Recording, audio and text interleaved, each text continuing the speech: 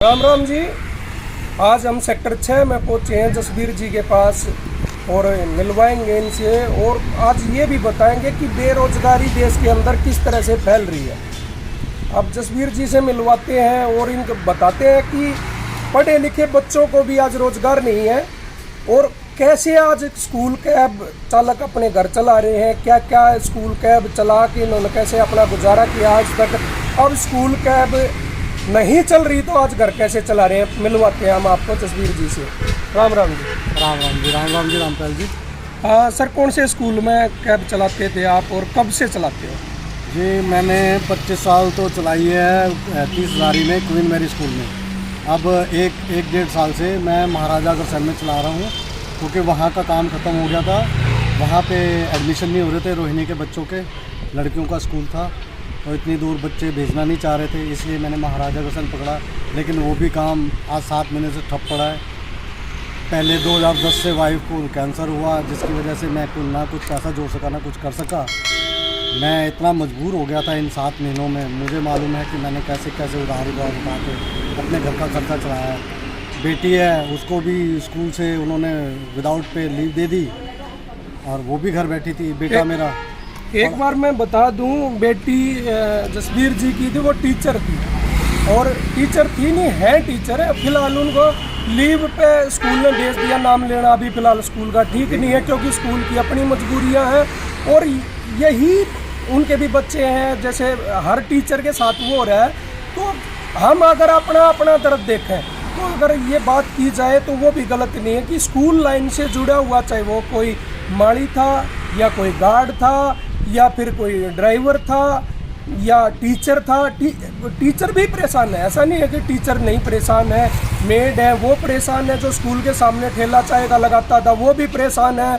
Dress बेचने वाले से लेकर हर कोई इस लाइन से जुड़ा हुआ लोग बेरोजगार है और बहुत बुरी तरह बेरोजगारी फैल रही है। जबकि कुछ स्टेट अपने साथ की स्टेटों में स्कूल खुल गए, हरियाणा के अंदर खोल दिए गए या फिर यूपी के अंदर खोल दिए गए या पंजाब के अंदर खोल दिए गए। वो खोले भले ही 9th क्लास तक है, हम ये नहीं कहते कि यहाँ भी खोल देने चाहिए। अगर वहाँ खोले तो वो किस बेस पे खोले हैं उस पर तो बात होनी चाहिए। या फिर यहाँ दिल्ली के बच्चों की ज़िंदगी ज़्यादा ज़रूरी है, गांव के बच्चों की ज़िंदगी ज़रूरी नहीं थी जो वहाँ के खोले गए। वहाँ के खोले हैं तो यहाँ के भी खोलना चाहिए। तो इस विषय के ऊपर बात ज़रूर होनी चाहिए। जब इलेक्शन के दौरान अगर देखा जाए तो भीड़, अगर कोरोना की ही बात कर ले कि कोरोना के कारण स्कूल बंद है या फिर ज़्यादातर काम बंद है, किसी का 20% किसी का 50% चल रहा है, तो बिहार के अंदर क्या हुआ? इलेक्शन के दौरान सरकार ने वहाँ नज़र नहीं जा रही है, वहाँ क्या हाल हो रखा है? आपने देखा होगा बिहार इलेक्शन में कोरोना कहीं नजर आ रहा है? ना अरे दिल्ली में मैं कुछ ऐसी जगहों पे देखा है जहाँ पे कोरोना का कोई वो है ही नहीं है। सब लोग एक दूसरे के साथ बैठे हुए हैं, कर रहे हैं, किसी ने मास्क नहीं लगा रखा। मैंने ऐसी जगहों पे खुद देखा है। कोई भी तैयार नहीं है। सबको मालूम है, हर आदमी कहता है रोजी रोटी कैसे कमाए। रेडी पटरी वाले बेचारे कहाँ जाए? हमारे जैसे ड्राइवर तो बैठे हुए हैं, हम उधार उठा के खा रहे हैं, हमें तो कुछ मिलना भी नहीं है। तो रामपाल जी, गवर्नमेंट सोच ही नहीं रही है इस चीज़ों के लिए, ना वो कुछ करना चाह रही है। अगर वो सोचें तो स्कूल तो उनको खोलने ही चाहिए ताकि जिनके रोज़गार जो भूखे मरने की कगार पे आ गए हैं, अब तो उधार भी देना बंद कर दिया लोगों ने क्योंकि वो उनको भी मालूम है कि इनका काम धंधा तो है नहीं, तो वो वापसी कैसे लेंगे? उधार भी देना लोगों ने बंद कर दिया है सर। चलो मान लो स्कूल नहीं खोल सकती गवर्नमेंट, कोरोना को मजबूरी बताती है या कुछ भी बताती है, तो जब तक कैसे मदद करनी चाहिए? आप क्या मानते हो, किस तरह से सरकार हमारी मदद कर सकती है? सर देखो, इस बारे में तो मैं यही कहूँगा कि सरकार कैसे मदद करेगी। हमसे ज़्यादा पढ़े लिखे लोग सरकारों में बैठे हैं। हमारे दिल्ली सरकार के जो मुख्यमंत्री हैं वो खुद IAS हैं, तो उनको हमसे ज़्यादा अच्छा समझ में आएगा कि ये 5-5 हज़ार रुपये की एक बार में मदद कर दी, वो भी हमें नहीं मिले। हमारा तो कुछ भी नहीं गया। जब भी हम डालते थे उसमें रजिस्टर करने के लिए तो जाता ही नहीं था, नॉट फाउंड आता था। अब जिनको मिली है बेचारों को, चलो मैं कहता हूँ वो 5,000 रुपये से क्या वो 7 महीने घर बैठ के खा चुका होगा? नहीं समझ में आता। तो कुछ लोग आए थे कल मेरे पास, वो ये कह रहे थे कि राशन मिल रहा है, राशन भी नहीं मिल रहा उन्हें। जिनके पास कार्ड नहीं है उनको इन्होंने कूपन दिए थे, तो सिर्फ 1 महीने के लिए कूपन दिया था, वो भी रो रहे। सर हमें समझ में नहीं आ रहा कि हमारे देश में बेरोज़गारी इतनी कैसे बढ़ रही है, जबकि मोदी जी के वर्ड थे कि देश में बेरोज़गारी रहने नहीं देंगे, गरीब आदमी को रहने, ये तो रोजगार। हाँ, ये तो खुद कहते हैं, ये खुद चाहते हैं कि गरीबों को हटा दो, गरीबी तो कहाँ हटेगी, अपने आप ही हट जाएगी। तो ये हमें मारने के कगार पे खड़े हैं, चाहे मोदी सरकार हो चाहे हमारी आम आदमी पार्टी की सरकार। गरीब हटाने से गरीबी नहीं हट सकती। देश में हर किसी का योगदान है। आप सिर्फ पूंजीपतियों के ऊपर राजा नहीं बन पाओगे। हर भारतीय देश के लिए बहुत ज़रूरी है। अच्छा, आप ये बताओ कि सरकार को जैसे 5,000 रुपये आपने बताए नहीं मिले, और ये आपका नहीं, हम मार्केट में घूम रहे तो बहुत से लोगों के साथ ऐसा है कि लोगों को 5,000 रुपये भी जो केजरीवाल सरकार की तरफ मदद दी गई थी, हालांकि मुझे मिल गए थे, बाकी लोगों को नहीं मिले। ये भी सच है कि नहीं मिले, जिसमें पैमाना ही ऐसे रख दिए गए थे वो पार नहीं हो पा रहे थे, या ऑनलाइन का ऐसा चक्कर फंसा दिया था वो नहीं हो पा रहा था। एक और है कि वो 7 महीने बीत चुके हैं, अब 5,000 रुपये कब तक खाने हैं वो भी सरकार को बताने चाहिए कि वो 5,000 क्या कितने साल तक चलेंगे, वो बताने की ज़रूरत है। जबकि बेसिक ज़रूरतें इंसान की हर महीने की बेसिक ज़रूरतें है, बेसिक ज़रूरतों के लिए कितना महीने का आप खर्चा मान के चलते हो? बेसिक ज़रूरतें जो कि अवॉइड की ही नहीं जा सकती, उसमें कितना खर्चा मानते हो? सर उसमें कम से कम 15,000 रुपये लगता है सर। बिजली का बिल है, पानी का बिल है, आपका साफ़ सफाई का बिल है, आपका नहाने का खर्चा है, तेल पानी राशन घी, इनमें कम से कम 15,000 रुपये लगता है सर महीने। आप जितना मर्जी देख के चलिए, जितना मर्जी आप रोक लीजिए। आप अगर आप 4 रोटी खाने वाले हैं, आप 2 भी खाएंगे ना, तब आप अपने घर का बजट आधा कर सकते हैं, क्योंकि अब आप या तो भूखे रह लें या भर पेट खा लें। बिल्कुल। तो अभी तो मुझे नहीं लग रहा कि कोई भी गवर्नमेंट हम लोगों की मदद कर रही है। अभी तो हमें भूखे पेट खाना पड़ रहा है। अब जब देखा कहीं से कोई मदद नहीं मिल रही, जबकि मोदी जी ने कहा था कि छोटे इंडस्ट्रीज़ को या इन लोगों को हम लोग वो देंगे, इतने 1,000 करोड़ का, 20 लाख करोड़, हाँ 20 लाख करोड़ का पैकेज दिया है। मुझे नहीं लगता किसी को मिल रहा है ना, मैंने अभी तक। कितना आपको कितना मिला 20 लाख करोड़ में से? आपको गवर्नमेंट मोदी जी की तरफ से 20 लाख करोड़ का कोरोना काल में राहत पैकेज लेके आए थे मोदी जी, आपको कितना मिला उसमें? सर ये तो मोदी जी बताएंगे। तो वे सारे भगा देते हैं, जिसके पास जाओ तो 10 बार घूम लिया, 10 बैंकों में घूम लिया, कोई हमें खुद को लोन देने को तैयार नहीं, क्योंकि उनको नज़र आ रहा है कि इनका काम धंधा तो है नहीं, ये वापस कैसे करेंगे। मैं वही तो कह रहा था, हमें उधार मिलना भी बंद हो गया है। तो ये तो इन लोगों को ये ऊंचे बैठे हैं, इनके बिजली के बिल फ्री हैं, इनके टेलीफोन फ्री है, इनका सिलेंडर फ्री है, इनकी गाड़ियाँ फ्री हैं, पेट्रोल फ्री है, सब कुछ फ्री है, इनको घर फ्री है। तो जो इनकी सैलरी आ रही है वो भी है। उसके बाद ये जब रिटायर हो जाएंगे तो इनकी सारी वो मिलेगी, इनको पेंशन भी मिलेगी। तो हम लोग कहाँ जाएं? मैं तो कहता हूँ जनता को चाहिए है कि जूतों का हार इनके घरों में जाके इनको पहना के आए, जिन्होंने वोट दिया।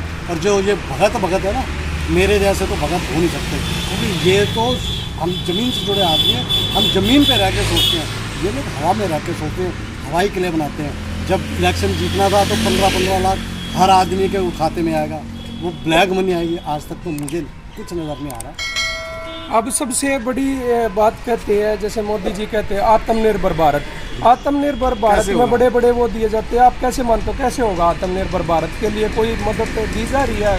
आत्मनिर्भर भारत बनाने के लिए भी कुछ तो चाहिएगा ना, पैसा तो जरूर चाहिएगा। क्या कुछ मदद दिख रही है आपको ज़मीनी स्तर पर, कुछ मिल रही है आत्मनिर्भर भारत की? ज़मीनी स्तर पे तो क्या मिलनी है। अब हमें लगता है कटोरा लेके इनके नेताओं के घरों के आगे बैठना पड़ेगा, शायद वहाँ से मदद मिले। बाकी तो हमें कोई मदद देने वाला है नहीं। हमें तो सड़क पे खड़ा होना पड़ेगा। जो ये मोदी भगत कहते हैं ना कि हमारा ये सब जिनके पास पैसा है ये वही ज़्यादा भगत हैं। मैंने तो कई बीजेपी वालों से बात की है, जिनके 4-4, 5-5 बंदे रख के काम कर रहे थे, वो रोड पे आ चुके हैं। वो आज नौकरी करने के जगह पे हैं, नौकरियाँ भी नहीं मिल रही, तो वो भी भक्ति से छोड़ रहे हैं, वो भी रोड पे आ चुके हैं।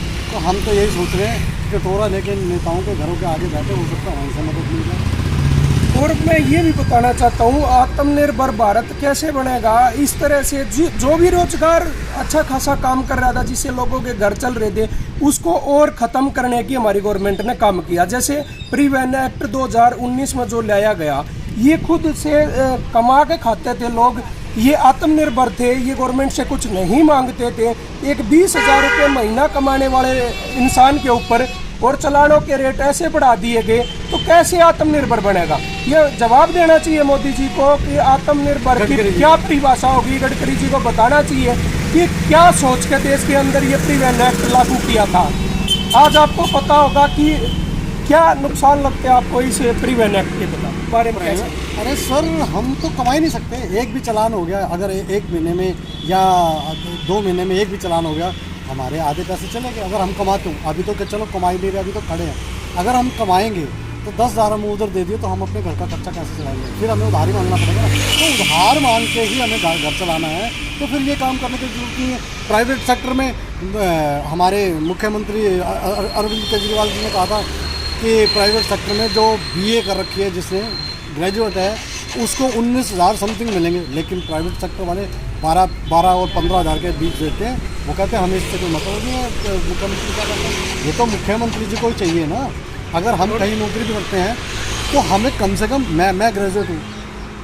अच्छा जी। मैं ग्रेजुएट हूँ। अच्छा जी। और मैंने इस चीज़ को सुना था कि मेरे को कहीं नौकरी नहीं मिली, तो मुझे करना पड़ा। मैं ये धंधा कर रहा था, लेकिन अब वो भी ख़त्म हो गया। और प्राइवेट सेक्टर में किसी से नौकरी मांगने जाते हैं, 12-15 हज़ार से ज़्यादा देता नहीं है। अगर 12-15 हज़ार हमें देता है तो हमारा किराया भी लगेगा सर, हम बाहर जाके पानी भी पिएंगे, हम बाहर जाके खाना भी खाएंगे, तो हम क्या बचाएंगे? अपने घर के लिए क्या बचा के लाएंगे? अपने बच्चों के लिए क्या बचा के लाएंगे?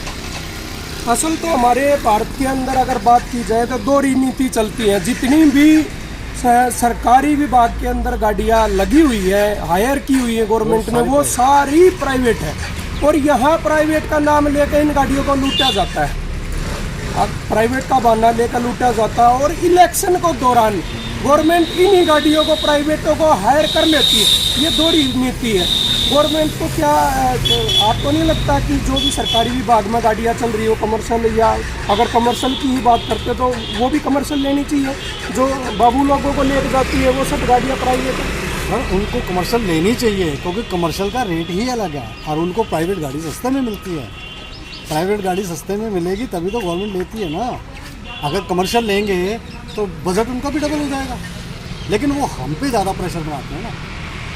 और उससे एक और भी फ़ायदा होगा, हम दिल्ली वासियों को ये बोलना चाहिए कि भाई आप कमर्शियल गाड़ियाँ लो। जिस सरकारी बाबू को हम अपने पीछे बिठा के ले जाएंगे, जो आज प्राइवेट गाड़ी में बैठ के जाते हैं और बैठ के बड़े बड़े ऑफिसों में बैठ के, AC रूमों में बैठ के कानून बनाते हैं इन गाड़ियों के लिए, जब उसके साथ एक कमर्शियल ड्राइवर जाएगा और कमर्शियल के दर्द को समझ पाएंगे वो, तो कुछ ना कुछ हमारे पक्ष में भी ज़रूर अच्छा फैसला आएगा। अच्छा, एक चीज़ बताइए जसवीर जी, अब ये तो हुआ आज तक का टाइम, अब इस लॉकडाउन में कैसे गुजारा कर रहे हैं? सर, ये मैंने कहीं से कुछ उठाया था यार दोस्तों से लोन, और मैंने बेटा मेरा एमए कर रहा, उसके लिए फिर मैंने दुकान खोली बैटरियों की। तो अभी देखो हमें क्या देंगे कमाई, बस रोटी भी चल जाए हमारी तो वही बहुत है। अभी तो हमने नई शुरुआत की है, तो ऊपर वाले के भरोसे बैठे हैं। गवर्नमेंट तो हमें क्या देगी, तो ये तो समझ में नहीं आ रहा। बाकी इसी से हमारा थोड़ा सा जो रोटी पानी चलेगा, इसी से। ज़रूर जसवीर जी ने ये दुकान की है, ये दुकान की आप वीडियो देख रहे हो, और मैं जसवीर जी से बात करवाता हूँ, ये एड्रेस बताएंगे। और सभी भाइयों से रिक्वेस्ट है, बहुत से भाई ऐसे थे जिन्होंने ई-रिक्शा ले ली, जब हम मार्केट में घूम रहे तो पता चल रहा है जिसके पास अपनी खुद की गाड़ी थी, कैब थी, स्कूल कैब थी, आज वो ई-रिक्शा चला रहा। ई-रिक्शा में सबसे बड़ा खर्चा बैटरी का होता है। तो हम जसवीर जी से भी रिक्वेस्ट करेंगे कि वो हमारे अपने भाई हुई हैं, इनको सस्ते रेटों पे, अच्छे रेटों पे बैटरियाँ दें। और दूसरा, जब भी आज खड़ी गाड़ियाँ हैं, काफ़ी टाइम से 7-8 महीने से गाड़ियाँ खड़ी हैं, जिसकी ठीक भी बैटरी थी, आज वो भी बोल चुकी है। बैटरी कल को हमने किसी न किसी की ज़रूर बोलगी होगी और उसको ख़रीदनी पड़ेगी। कि हम कहीं से भी खरीदें, बाद की बात है, वो हम कहाँ से करें। एक बार कंपेयर करने के लिए, अपने भाई को ही बढ़ावा देने के लिए, अपने साथी हैं वो, अपने रोज़गार के साथी हैं, दिन रात हमें मिलते हैं, एक बार इनके शॉप पर विजिट ज़रूर करनी चाहिए, एक बार मिलना चाहिए। आपको ज़रूर अच्छी वो मिलेगी। और मैं जसबीर जी से बताता हूँ कि वो बताएंगे आपको ये शॉप उनकी है कहाँ। ये जनाब सेक्टर 6 में। एड्रेस बताओ इसका क्या हुआ? D6 का D6 253 number. Rohini sector 16 sector 6। Sector 6 अच्छा जी, यहाँ पे है। और अगर किसी को नियर बाई कोई नियर बाई आपका विद्या जैन पब्लिक स्कूल भी है, और ये CNG पेट्रोल पंप भी है, और अंबेडकर हॉस्पिटल भी नज़दीक ही पड़ता है, रिठाला मोड़ भी नज़दीक पड़ता है। तो ये शुक्र बाज़ार रोड पे दुकान है। यहाँ शुक्र बाज़ार लगा करता था किसी टाइम में, अभी तो खैर गवर्नमेंट ने अलाउ किए हैं, लेकिन अभी लग नहीं रहा है शुक्र बाज़ार। तो यहाँ पे खोली है सुबह 9 बजे से रात 8 बजे तक दुकान खुली रहती है। वैसे नियर अबाउट के लिए 24/7 मैं हर मदद के लिए तैयार हूँ। मुझे दोबारा भी दुकान खोलनी पड़ जाएगी किसी दोस्त के लिए तो मैं खोल सकता हूँ। मेरा भी रिक्वेस्ट है, एक अपने बीच के भाई हैं और बताया लाइन से जुड़े हुए हैं और बताया कि पढ़े लिखे लोग हैं ये भी, आप एक बार विजिट ज़रूर करो। मैं आपको बता दूं, अंबेडकर से जो विश्राम चौक की तरफ रोड जाता है उस पर कोने पे टायर वाले की दुकान है, उसी रोड पे हम CNG सेक्टर 6 की तरफ आते हैं, CNG पंप की तरफ। तो थोड़ा सा आगे चल के सीधे हाथ पे इनकी दुकान है। हो सका तो GK एंटरप्राइज के नाम GK एंटरप्राइज के नाम से, GK बैटरी के नाम से इनकी दुकान है। वो डिस्क्रिप्शन में मैं इनका नंबर और डिटेल डाल दूंगा।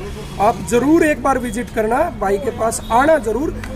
आपको अच्छा लगेगा तो आप बैटरी लेना, पहले आपको संतुष्ट कर पाएंगे तो आप बैटरी लेना। आप अपना भाई है ज़रूर विजिट करो, अपने बीच के भाई का किसी का रोज़गार स्टार्ट हो जाए, बस यही आप लोगों से दुआ है। और अगला कहीं से भी प्रोग्राम होगा आप लोगों को दिखाएंगे। हो सकता है अगली बार आपके पास आपके द्वार पे आएंगे। और हमने आपको वादा किया बगैर डटे, बगैर डरे, बगैर किसी काट छाट के जो बातें होंगी, जो भाई सामने वाला बोलेगा वही चीज़ें वीडियो में हम दिखाएंगे, चाहे उसके लिए हमें जो मर्जी भुगतान करना पड़े। ठीक है जी जसबीर जी, धन्यवाद। धन्यवाद जी सबको, धन्यवाद जय हिंद सबको, जय हिंद सर।